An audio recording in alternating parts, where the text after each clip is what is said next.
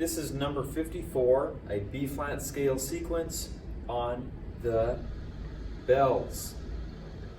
One of the things I want to point out is where I'm standing.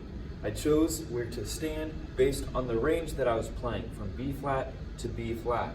And then I centered my body in that range of the instrument. If I was going to play from this C to this C, I would have centered my body here.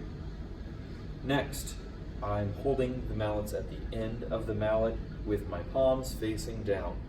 And the up and down motion comes from the wrist, not the elbow. That gives me the most control. Next, I want to talk about which mallet I'm using when.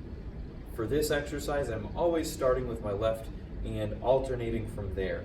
In other exercises, in other songs, it may be useful to use a different one. Here's why I like that. Anytime I'm going up, I'm using an even number of notes, for example, B flat and C, that's 2 notes. I just hold the mallets over those notes. Or if I'm using 4, B flat, C, D, E flat, then I start with my mallets over B flat and C. Then once I've played those, I bring my mallets to the next 2, D and E flat. Then I go back down to D, and then I shift, C, B flat. I'll do that in slow motion. B flat, C, D, E flat, D, shift, C, B flat. That gives me the less motion I have to make left to right, the more likely it is that I'll be accurate. If I was trying to play it all with a right hand,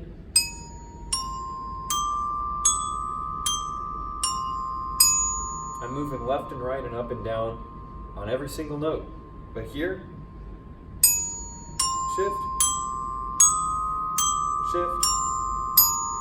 I'm shifting twice, but I only have 2 different locations. I'm more likely to set myself up for success that way. Next, I'm not using a whole lot of pressure to push the mallet into the bar. I'm just rebounding off the surface of the bar as opposed to pushing it down. You'll notice a huge difference in tone quality there. We don't ever want to push into the bar, we want to rebound off of the surface. Much better.